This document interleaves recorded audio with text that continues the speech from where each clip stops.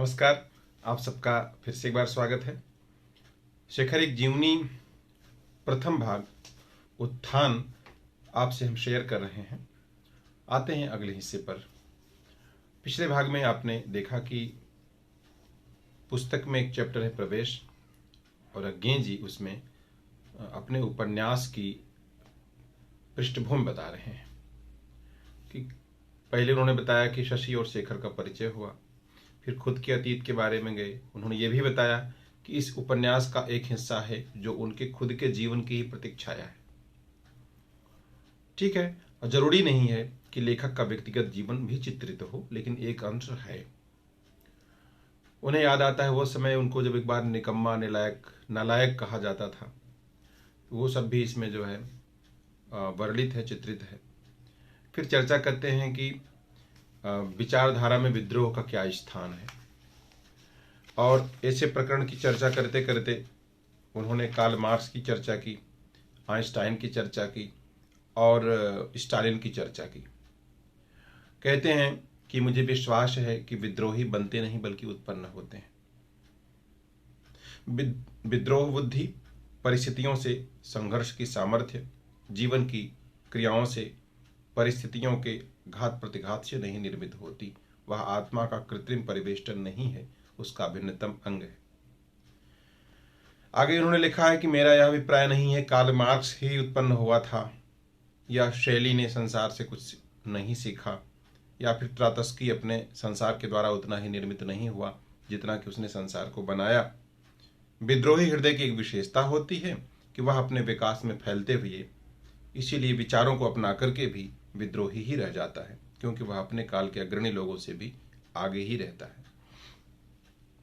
कहते हैं इसीलिए प्रतिक्रियावादी जर्मनी में उत्पन्न होकर और पलकर भी आइंस्टाइन विद्रोही हैं। संसार की सबसे विराट, सबसे आग्नेय, घोरतम युग प्रवर्तक रूसी क्रांति की गोद में पलकर भी स्टालिन विद्रोही नहीं हो पाया। खैर, आज के हिस्से पर हम आते हैं। अज्ञे जी लिखते हैं, मैंने अनेक व्यक्ति देखे हैं जो कहते हैं और समझते हैं कि किसी विशेष मानसिक प्रतिक्रिया ने उन्हें क्रांतिकारी बना दिया है, जैसे तिलक की अंत्येष्टि ने, या मार्शल लॉ के दृश्यों ने, या जतिन दास की भूख हड़ताल ने। वे झूठ बोलते हैं, या उन्होंने इतनी गहरी आत्मविवेचना की ही नहीं जिससे इस बाह्य कारण के पीछे अपनी सच्ची विद्रोही इच्छा को देखें, या फिर उनमें इच्छा है ही नहीं और वो विद्रोही हैं ही नहीं। वे हैं क्रांति के डरवने, जिनमें विद्रोह का बाह्य आकार और भावुक क्षमता तो है, किंतु उसे स्थायित्व और सार देने वाली अनिवार्य आग्नेय आंतरिक प्रेरणा नहीं है। किसी भी घोर खिंचाव के काल में वे नंगे हो जाते हैं। उनका आंतरिक छूछापन, दिवालियापन प्रकट हो जाता है। नृसिंह की शक्ति और प्रभावशालिता का आडंबर करने वाले इन लोगों की गहराई में छिपी हुई भीड़ निकल पड़ती है, मिमियाने लगती है। आज हमारे नेता बार बार कहते हैं हमारा विद्रोह केवल मात्र आर्थिक है, हमारे घर में रोटी नहीं, रोजी हमें मिलती नहीं, हम भूखे हैं इसलिए हम विद्रोही हैं। मैं समझता हूं कि यह कहना क्षुद्रता है, अपना घोरतम अपमान है। दिन था जब धर्म की सत्ता थी, तब हमारे ढोंगी नेता विद्रोह को छोटा दिखाने के लिए कहा करते थे, प्रजा का द्रोह धार्मिक नहीं सामाजिक है, हमें समाज सुधारने का अधिकार होना चाहिए। फिर समाज की सत्ता हुई, तब वे ढोंगी उसका सामना करते हुए डरे और कहने लगे हम राजनीतिक अपराध कब करते हैं, हम तो केवल अर्थ संकट के विरोधी हैं। क्षुद्र क्षुद्र क्षुद्र। मैं कहता हूं ओ विद्रोहियों, आओ पहले इसी दंभ को काटो, जानो, समझो, घोषित करो कि हम इस या उस दुर्व्यवस्था के नहीं, हम इस ऐसेपन के ही एतादृशत्व मात्र के विरोधी हैं। हम सभी कुछ बदलना चाहते हैं।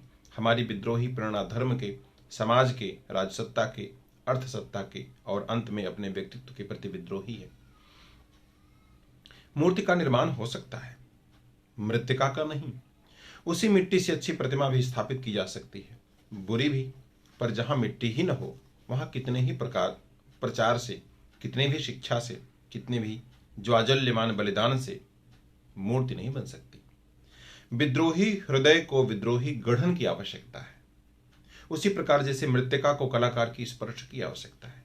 अगर कलाकार नहीं छुएगा तो मिट्टी से मूर्ति कैसे बनेगी। विद्रोही को संपूर्ण करने के लिए, एक मानव विभूति बनाने के लिए मन शक्ति की, घोरतम नियंत्रण की, अथक परिश्रम की आवश्यकता है। वैसे ही जैसे मृत्तिका से कला की वस्तु तैयार करने के लिए उनकी आवश्यकता होती है। किंतु सब शिक्षा पाकर, सब कृत्रिम योग्यताएं प्राप्त करके उस आंतरिक शक्ति से हीन व्यक्ति उतना ही क्रांतिकारी हो सकता है जितना कि सब अलंकारों से अलंकृत किंतु प्रतिभा यानी इंस्पिरेशन से हीन चित्र एक कला की वस्तु हो सकता है। इसीलिए मैं कहता हूं, मैं विश्वास करता हूं कि जिस प्रकार एक लियोनार्डो दा विंची को या रविंद्रनाथ ठाकुर को उत्पन्न करने के लिए सहस्त्र वर्ष का परिश्रम भी अधिक नहीं है, उसी प्रकार एक संपूर्ण और आदर्श विद्रोही को उत्पन्न करके ही एक समूची शताब्दी बल्कि एक समूची संस्कृति सफल हो सकती है। कहते कलाकार के लिए कला की अंतःशक्ति के उद्बोध के बाद सबसे महत्वपूर्ण विभूति है कला के प्रति एक पवित्र आदर भाव। कला के प्रति एक पवित्र आदर भाव, उसी प्रकार क्रांतिकारी के लिए क्रांति की अंतःशक्ति के बाद सबसे महत्वपूर्ण वस्तु है क्रांतिकारिता के विद्रोह भावना के प्रति एक पूजा का भाव। इसी के द्वारा उसमें इतनी सामर्थ्य आती है कि वह अपने कार्य में अपने को खोकर उसमें अपने व्यक्तित्व को संपूर्णतः लवलीन करके भी उसकी तटस्थ विवेचना कर सकता है। इसी के द्वारा वह बहता है तो अपनी इच्छा से बहता है, मरता है तो आत्म बलिदान की भावना से मरता है, संसार में अपने को भुलाता है तो अपने व्यक्तित्व को पहचान कर, और इसी के द्वारा, केवल इसी के द्वारा वह अनेक अनैतिक कार्य करके भी उनके दाग से बचा रहता है, पाप करके भी पवित्र रहता है। और इन्हीं निष्कलंक पापों में क्रांतिकारी के लिए एक अत्यंत करणीय पाप है घृणा। क्रांतिकारी की बनावट में एक विराट व्यापक प्रेम की सामर्थ्य तो आवश्यक है, साथ ही उसमें एक और वस्तु नितांत आवश्यक अनिवार्य है, घृणा की क्षमता। एक कभी न मरने वाली, जला डालने वाली, घोर मारक, किंतु इतना सब होते हुए भी एक तटस्थ सात्विक घृणा की क्षमता, यानी ऐसी घृणा जिसका अनुभव हम अपने सचेतन मस्तिष्क से करते हैं, ऐसी नहीं जो कि हमें भस्म कर डालती है और पागल करके अपना दास बना लेती है। निहिलिस्ट लोग इस बात को समझते हैं। उन्होंने अपने सर्वभंजक आग्नेय उत्साह में घृणा को बहुत अधिक महत्व दिया था। वे उसे एक तेज शराब की तरह पीकर उसमें अपने व्यक्तित्व को भुलाकर उसे ही एक ज्वलंत आदर्श मान बैठे थे।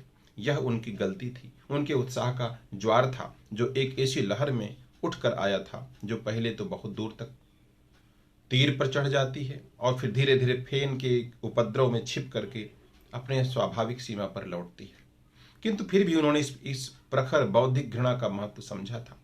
उन्होंने इसकी प्रेरक शक्ति का पूरा उपयोग किया था, प्रयोग किया था, पूरा लाभ उठाया था, और संसार इसे नहीं समझता। सामान्य जनता का सामान्य नैतिक विधान इसे अत्यंत गर्हणीय मानता है। उसके लिए घृणा, हैट्रेड, एक अधोमुखी प्रवृत्ति है जो मानवता का विनाश करती है, जो इसके अतिरिक्त कुछ कर ही नहीं सकती। वे नहीं जानते कि इस एक भावना में कितनी शक्ति है, कितनी युगांतकारी शक्ति है, यदि उसका उचित और बुद्धियुक्त प्रयोग किया जाए। अज्ञेय जी कहते हैं, मैं उस दिन की परिकल्पना करता हूं जिस दिन हमारे देश के, हमारे संसार के क्रांतिकारी कहने वाले व्यक्तियों में ऐसी ही प्रखर किंतु शीतल बौद्धिक घृणा जागेगी और वे उससे डरेंगे नहीं, उसे अपनावेंगे और उसकी प्रेरणा स्वीकार करके संसार पर अपनी छाप बिठा जाएंगे, युगांतर कर जाएंगे और फिर भी एक नए युगांतकारी विद्रोह का बीज बो जाएंगे। क्यों? क्योंकि विद्रोह अनंत है, नित्य है, क्योंकि उसके उपकरणों में प्रेम के बाद सबसे बड़ा, सबसे अमोघ अस्त्र है यही बौद्धिक घृणा, सिवाय यातना के, घोरतम यातना के, क्योंकि यातना भी एक उच्च कोटि का बहुत पवित्र अस्त्र है। पर मैं यातना की बात लिखूं क्यों? किसी भवन का विशेषतः लैंडस्केप में उस भवन की स्थिति का वर्णन करने के लिए उसे देखना पड़ता है, केवल समीप खड़े होकर बाहर से ही नहीं किंतु उससे बहुत काफी दूर हट करके भी। तब मैं कहीं जाकर यातना को देखूं, कहां से उसे माप तोल कर परख कर उसका मूल्य और महत्व आंकूं। तब से मुझे जान पड़ता है कि मेरे मन के दो टुकड़े हो गए हैं। कभी कभी तो दो से भी अधिक जान पड़ते हैं, किंतु दो तो अवश्य हो गए हैं। और जहां तक मैं सोच पाता हूं, इस न मरने वाली दरार का कारण वह एक कल्पित चित्र ही है जो मेरे मन ने उस रसोई घर की दीवार को भेद करके देखा था। उस समय जबकि मां कह रही थी कि मैं तो इसका विश्वास ही नहीं करती, इस दरार का कोई कारण हो सकता है, कोई और समाधान हो सकता है, इसका निर्णय मनोविज्ञानवेत्ता ही कर सकते हैं। किंतु मैं इतना जानता हूं कि उसका अस्तित्व है जरूर, क्योंकि कभी कभी मुझे ज्ञात होता है कि मेरे मन के वे दोनों खंड घोर युद्ध कर रहे हैं, मेरी चेतना पर राजस्व पाने के लिए लड़ रहे हैं। और ऐसा भी होता है कि कभी किसी का प्रभाव बढ़ जाता है, कभी किसी का प्रभाव बढ़ जाता है। इसके फलस्वरूप मेरे कार्यों में एक प्रतिकूलता, एक असंबद्धता आ जाती है, जिससे मुझे बाह्य रूप से जानने वाले नहीं समझ सकते, किंतु जो मेरे व्यक्तित्व में आकर के एक भूत हो जाती है, हल हो जाती है। कभी ऐसा होता है कि किसी भी खंड की प्रधानता नहीं होती, तब वे मन क्षेत्र के विभिन्न केंद्रों पर अधिकार करते हैं, और यदि एक हाथ एक के नियंत्रण में होते हैं तो मुख दूसरे के, या चेतना एक के तो शारीरिक परिचालन दूसरे के। तब मैं ऐसा ही दिखता हूंगा जैसे कोई मशीन जिसके पुर्जे उलझ गए हों, किंतु जिसकी गति बंद न हुई हो। मैं पागल तो नहीं हूं, किंतु कभी कभी सोचता हूं कि मुझे पागलपन के इस ओर रखने वाली, सीमित कर देने वाली रेखा कितनी पतली है। शायद उतनी ही पतली जितनी घृणा और प्रेम में, या क्रूरता और यातना में, या स्नेह और वैराग्य में होती है, क्योंकि वे कभी अलग नहीं किए जा सकते। जहां प्रेम जितना उग्र होता है, वहां वैसी ही तीखी घृणा भी होती है। क्रूरता में केवल यातना दी ही नहीं जाती, स्वयं पाई भी जाती है। स्नेह में स्नेही अपने को ही नहीं भूलता, स्नेह के पात्र को भी भूल जाता है। स्नेह एक ऐसा चिकना परिव्यापक भाव है, उसमें व्यक्तित्व नहीं रहते। स्नेही अपने स्नेह पात्र को कभी याद नहीं करता, क्योंकि वह उसे कभी भूलता नहीं। वह उसमें इतना अभ्यस्त हो जाता है कि उसे कभी ध्यान नहीं होता कि इसे भी देखूं, इसे देखने के लिए एक अलग विशिष्ट प्रयत्न करूं। जैसे एक भली भांति प्रकाशित दृश्य को देखकर हम प्रकाश को अलग नहीं देखते, किंतु एक अंधियारे दृश्य को देखकर हठात पूछ बैठते हैं कि इसका कौन सा अंश प्रकाशमान है। किसी ने मुझे फूल भेजे हैं, यह धूप और छां एक दूसरे के परिपूरक हैं, तो क्यों फूलों को देखकर यह भावना नहीं जगती? क्यों इस कोठरी के 5 कदम लंबे, 3 कदम चौड़े, लोहे की कड़ियों से घिरे हुए अंधकार के टुकड़े में मुझे उन फूलों को देखकर संपूर्णता का भान नहीं होता? चूंकि जेल में विचार आया था इनको शेखर यज्ञ ने लिखने का। क्यों इनके बिखरे बिखरे सफेद सौंदर्य में खुली खुली सी पीली आंखें देख करके मुझे अत्यंत अपूर्ति, अखंड शून्यता का अनुभव होता है? क्यों मेरे अंदर एक उत्कट विद्रोह, एक सर्वनाशक जिज्ञासा जागती है? भांग भांग भांग कारा, आघाते आघात कर, अरे आज की गान गेये छे पाखी, ऐसे छे रविर कर, भांग भांग भांग कारा। जिसने ये फूल भेजे हैं वह क्या समझती होगी? उसने मुझे क्या भेज दिया, क्या मुझे झुलसाए डालता है, पर जिसके लिए मैं कुछ फिर भी इसका कृतज्ञ हूं। वह मेरी शिष्या थी, पर मैं उसका गुरु नहीं था। मैं उसे केवल पढ़ाता ही था, पर वह मुझे कभी गुरु नहीं समझ पाई। उसके लिए मैं था एक बड़ा भाई, किंतु ऐसा भाई जिससे प्रेम किया जा सके, जिस पर झुका जा सके, जिसके आधार पर स्वप्न बुने जा सकें, और जो उपेक्षा से उन्हें तोड़ दे। मैं पढ़ाता था, बड़ी मेहनत से पढ़ाता था, पर वह कुछ भी नहीं सीख पाती थी। नित्य मैं उससे पूछता, पिछला सबक याद किया है? तब वह सिर झुकाकर एक निरर्थक सी मुस्कुराहट लेकर चुप रह जाती। तब मैं बार बार पूछता, फिर डांट देता था और कहता था ऐसी पढ़ाई नहीं हो सकती, और पुराने सबक को दोहराने बिठा देता था। तब वो बिल्कुल नहीं पढ़ती थी। किताब सामने रखकर बड़ी मननशीलता से उसे देखती रहती थी, उन आंखों से जो बड़ी बड़ी बोधों से भरी हुई होती थीं और कुछ भी नहीं देख सकती थीं। तब मैं स्नेह के स्वर में कहता था, बड़े थोड़े स्नेह के, अच्छा आज आगे पढ़ा देता हूं, कल दोनों सबक याद कर लेना। और वह पढ़ती थी, और दूसरे दिन फिर वही हाल। एक दिन मुझे क्रोध आ गया। तब उसकी आंसू भरी आंखें देखकर मैंने झुंझलाए स्वर में कहा, पढ़ते लिखती तो हो नहीं, और कुछ कहता हूं तो रो पड़ती हो, हटो, कल से मैं नहीं आऊंगा। मैं उठ खड़ा हुआ। वह दीन स्वर में बोली, मुझे फुर्सत कहाँ मिलती है, अम्मा सारे दिन तो 25 काम बताती रहती हैं। गुरु कैसे मान जाए? अम्मा भी आई, उनसे भी पूछा, इसे कितना समय पढ़ने के लिए मिलता है? सारा दिन तो किताब लिए बैठी रहती है। मैं तो पढ़ाई के डर से कभी कुछ कहती भी नहीं। क्यों, ठीक नहीं पढ़ती क्या? मुझे सच कहना चाहिए था, पर मैंने कहा नहीं, पढ़ती तो है, पर थोड़ी देर और पढ़ा करे तो। वे चली गईं। तब मैंने फिर उससे पूछा, क्यों? वह क्या कहती, किताब सामने रखकर कितनी देर स्वप्न देखे जा सकते हैं, इसकी भी कोई सीमा है। मैंने और कठोर स्वर में कहा, क्यों? अब अब ध्यान से पढ़ूंगी। तब मैं पढ़ाने लगा। तब एक दिन ऐसा आया कि मैं उसे पढ़ाने नहीं गया। 2 दिन नहीं, 3 दिन नहीं, चौथे दिन मैंने उसके पिता को पत्र लिख दिया, मैं नहीं पढ़ा सकूंगा। उन्होंने दूसरे ही दिन एक चेक मेरे नाम भेज दिया और कहानी समाप्त हो गई। पर दूसरे दिन उनका नौकर एक छोटा लड़का मेरे पास आया, बोला, बीबी जी पूछती हैं पढ़ाने नहीं आइएगा। मैंने डपट कर पूछा, कौन बीबी जी? छोटी, उन्होंने बुलाया है। मैंने फिर पूछा, शीला ने? हाँ। उसे शायद पता नहीं था कि पढ़ाई कैसे समाप्त हो चुकी है। मैंने कहा, उनसे कहना नहीं आ सकता, उनके पिता ने पढ़ाई बंद कर दी है। वह चला गया। मुझे विचार नहीं हुआ कि मैं कैसे कठोरता से झूठ बोला हूं। मैं यही सोचता रहा। मैंने विजय पा ली। उस विजय में ही मेरी हार हुई। यदि मैं उसे सच बतला देता, कहला देता कि मैंने ही इनकार किया है, तब शायद वह अपने को अन्याय का भागी समझकर ही कुछ सांत्वना पाती।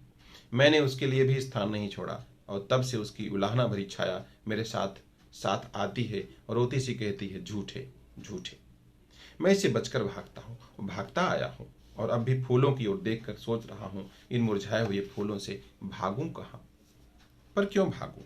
शीला, मैंने तुझे धोखा नहीं दिया, अपने को अब तक अवश्य धोखा देता आया हूं। मैं जो झूठ बोला था उसने तुम्हें नहीं भुलाया, मैं ही उसमें भूला था। पर आज मैं अपनी भूल जान गया हूं। आज मैं तुम्हें कष्ट देने वाला तुम्हारा भाई, जो तुम्हारी श्रद्धा को कृतज्ञता से स्वीकार करता है, जो अपनी लज्जा भुलाकर कहता है कि उसने झूठ बोलकर अपने को तुमसे नहीं अपने आप से छिपाया था, यही उसका प्रतिदान है जो तुम्हें अब तक नहीं मिला, जो शायद अब तुम्हें कभी नहीं मिल सकता, किंतु जिसे यह आज चुकता कर चुका है। जब तक फूल ताजे थे तब तक यह नहीं दिखता था कि बंधे कैसे हैं। मैंने इन्हें अपनी कोठरी के जंगले से बांध लिया था, पर उन्हें बांधने वाले फीते का टुकड़ा नहीं दिखाई पड़ता था।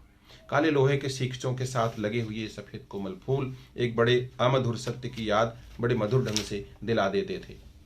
आज वह फीता दिखाई पड़ता है। उसके अपरिवर्त फंदे में फूल सूख चुके हैं, अपना स्मारक भर रह गए हैं, विवश से लटक रहे हैं, याद दिला रहे हैं कि किसी चीज की, जाने किसकी याद दिला रहे हैं। कह रहे हैं वासना नश्वर है, मुरझा जाती है और तब प्रेम तंतु ही जीवन की स्थिरता बनाए रखता है। अगर फूल को बांधो किसी रस्सी से, जब फूल सूख जाता है तो वो दिखाई पड़ते हैं। या शायद उससे उल्टा कह रहे हैं कि जब प्रेम मर जाता है तब वासना उसके शव को उठाए उठाए फिरती है और उससे अपने को धोखे में छिपाना चाहती है। कह रहे हैं और कुछ याद दिला रहे हैं, किसी और इंगित कर रहे हैं। रम्य तट वाली रावी नदी, उसका एक तट जो और कैसा भी हो रम्य नहीं है। तट पर छोटी झाड़ियों, ठूठे वृक्षों का घना जंगल, खींची हुई आह की तरह गर्म और निस्तब्ध रात, ऊपर पेड़ों की सूखी शाखों में उलझा हुआ एक तारा, नीचे मरे हुए धूल हुए पत्तों की सूखी आहों की भाप, और सामने एक बिखरा हुआ शव, उसके दोनों हाथ कटे हुए, एक पैर कटा हुआ, पेड़ खुल सा गया है, उसमें से अंतड़ियां बाहर गिर पड़ी हैं, फटी फटी आंखें ऊपर शाखों के जाल को भेद कर देख रही हैं किसी तारे को, मुंह एक बिगड़ी हुई दर्द भरी मुस्कुराहट लिए है। उसे मरे देर हो गई। जिस वक्त एक भयानक विस्फोट से वह मानव विभूति टूटे हुए स्तंभ यानी खंभे की तरह गिरी, जिस वक्त वहां एक तो दर्शक थे, किंतु जब वह मरा तब जीवन की उलझन को सुलझाने में उसका सहायक कोई नहीं था। वे गए थे सहाय प्राप्त करने एक को वहीं छोड़कर, पर रात होने को आई और उसके रुके हुए प्रतीक्षमान प्राण और अधिक नहीं सह सके। तब वह अंतिम प्रहरी ढूंढने चला और जब उन्हें ढूंढ करके लाया, जब वे सब वहां पहुंचे उसे उठा ले आने के लिए, तब वह खो गया था। अपने दुख, अपने दर्द की, अपने आशा क्रियाशीलता की स्मृति स्वरूप वह विकृत मुस्कान छोड़कर चला गया था। वे 4-5 जन उस शरीर के पास खड़े हैं। वे रो नहीं रहे हैं, आंसू नहीं बहा रहे, वे अपने चिर संचित अरमान बहा रहे हैं, क्योंकि उनका उद्देश्य एक विस्फोट का धुआं बन करके उड़ गया है। घने जंगल की शाखों के उलझे जाल में से धीरे धीरे छन कर निकल गया है और तड़प तड़प कर, किंतु चुपचाप, एक भरी हुई मुस्कान छोड़कर उस निबिड़ एकांत में, जबकि अंतिम प्रहरी भी उसे छोड़कर चला गया था और उसकी अपनी अंतर्वेदना ही एकमात्र प्रहरी बनकर उस निबिड़तम हताशा के क्षारपुंज पर एक व्यर्थ पहरा दे रही थी। उस बीहड़ में उस फटी हुई आंख के अंधेपन ने क्या देखा, यदि हम जान पाते। वे 4-5 उसके पास खड़े हैं, कतार बांधे सावधान मुद्रा में सिर झुकाए हुए किसी आदर की भावना से वे एक साथ ही उसे हाथ उठाकर नमस्कार करते हैं। बहुत देर तक उसे खड़े रह जाते हैं। वे सब चुप हैं। इस दृष्टि को पूरा करने वाली भैरवी उनके अंतस्तल में कहीं मूक स्वर में बज रही है। यही है उस कवि हृदय सिपाही की अंत्येष्टि, उस विद्रोही के विद्रोह का अंतिम उफान। अब दृश्य फीका पड़ जाता है। एक निस्सीम श्वेत आकाश में पड़ा हुआ रह जाता है केवल वह शरीर जमते हुए रक्त के एक थप्पड़ में। उसके दोनों ओर दो आकार, एक स्त्री एक पुरुष। वे एक दूसरे को देख रहे हैं। उनकी आंखें नीचे पड़े उस शव को नहीं देखती। उनके हृदय नहीं अनुभव करते कि वे किसी भव्य पवित्रता की समाधि भ्रष्ट कर रहे हैं। वे मिलते हैं, बाहों से एक दूसरे को घेर कर बांधते हैं, आलिंगन करते हैं किसी दानवी भूख से, और उसी शव के आर पार फिर भ्रम। मैं देख रहा हूं जंगले से लटके हुए सूखे हुए नरगिस के गुच्छे को और उसे घेरे हुए फीते के टुकड़े को। मानव के लिए झूठ, छल और मक्कारी अत्यंत सहज है, क्योंकि ईश्वर ने मानव को अपना प्रतिरूप बनाया। ईश्वर हमारे ज्ञान में सबसे बड़ा झूठ और छलिया और मक्कार है। नहीं तो जो चित्र मुझे दिखता है उसका कारण क्या है? क्या मानव इतनी नीचता, इतने ज्वलंत आत्मत्याग के आगे इतनी नीचता कर सकता है? जब मुझे याद आता है कि कैसी परिस्थिति में वह विस्फोट और वह मृत्यु हुई, और जब मैं सोचता हूं कि उस समय जब वह वीर अपने बुझे हुए स्वप्नों को अपनी बुझती जीवन ज्योति से फूंक फूंक कर कुछ देर और जीवित रखने की चेष्टा कर रहा था, तब उसके आसपास कैसे कैसे षड्यंत्र हो रहे थे। मानव हृदय की ओछी ओछी कमजोरियों की आड़ लेकर कैसी कैसी नग्नताएं नाच रही थीं। तब एकाएक अपने पर से और अपने किए हुए पर से विश्वास उठ जाता है कि क्या इस सब के भी प्रेरणा स्रोत ऐसे ही थे। मैं सोचता हूं कि यद्यपि हमारा सिद्धांत इस बात को स्वतः मान लेता है कि मानव की प्रत्येक प्रेरणा किसी भौतिक जरूरत से उत्पन्न होती है, तथापि हम इस बात में भी अखंड विश्वास करते हैं कि मानव में कोई ऊर्ध्वगामी शक्ति है, कोई नैसर्गिक सत्य प्रेरणा है। इन दो परस्पर विरोधी मूल तत्वों का हल करना ही हमारी सबसे बड़ी समस्या है। इसके हल हो जाने के बाद अन्य प्रश्नों का तो कोई विशेष महत्व रहता ही नहीं, पर यह एक प्रश्न ही इतना बड़ा, इतना गूढ़, इतना व्यापक है कि हमें पद पद में इसके उदाहरण मिलते हैं। हम सारा जीवन ही इसके हल में बिता देते हैं और फिर भी समस्या वैसी ही रह जाती है। Alas for all the loves that youth lets fall like the beads of a told rosary। माला के दानों की तरह यौवन के हाथ से कितने प्रणय एक एक करके गिर जाते हैं। किंतु इतने सब बिखरे हुए प्रणयों को याद कर करके, प्रणय यानी प्रेम, याद कर करके न जाने क्यों दुख नहीं होता, क्यों विफलता और वंचना की भावना नहीं जागती। मुझ में उठता है क्रुद्ध विद्रोह, इसलिए नहीं कि मैंने कुछ खोया है या कि कुछ कितना कष्ट उठाया है, बल्कि इसलिए कि मैंने कितना दुख दिया है, किन किन भोले हृदयों को कैसे कठोर चोटें पहुंचाई हैं। क्या है मेरे इस जीवन की सिद्धि? क्या है इसकी संपूर्ति? हर हट शून्य शून्य शून्य, बल्कि शून्य से भी कम एक ऋण जिसे मैं पूंजी समझे बैठा हूं। पर यह मैं क्या कर रहा हूं? क्या इतनी बड़ी बड़ी चोटों पर यह क्षुद्र दया दिखाकर मैं उनकी पीड़ा को और नहीं बढ़ा रहा हूं?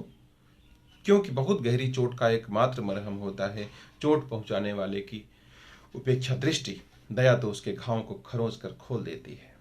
मैं क्या हूं? मेरा ममत्व क्या है जिसके अंत के लिए इतनी शक्ति व्यय की जा रही है, इतना आयोजन हो रहा है? उस जीवन की सत्यता क्या थी? वायु में उड़ती धूल पर खींची रेखा, और बस। नहीं हो सकता। मेरे इतने सब स्वप्न उतने नगण्य नहीं हो सकते। भले ही मेरा जीवन नगण्य रहा हो, मैं कुछ नहीं, मेरा कार्य कुछ नहीं, मेरा स्थायित्व कुछ नहीं, पर मेरी यह विद्रोह चेष्टा कहाँ जाएगी? मैं जो इतने अनवरत यत्न से संसार की या संसार में जहां तक मेरी पहुंच हो सकी है उसकी प्रत्येक वस्तु में घोर परिवर्तन, एक मौलिक क्रांति का आदर्श लेकर आया हूं, वह क्या एक फांसी के फंदे में ही घुटकर मर जाएगा?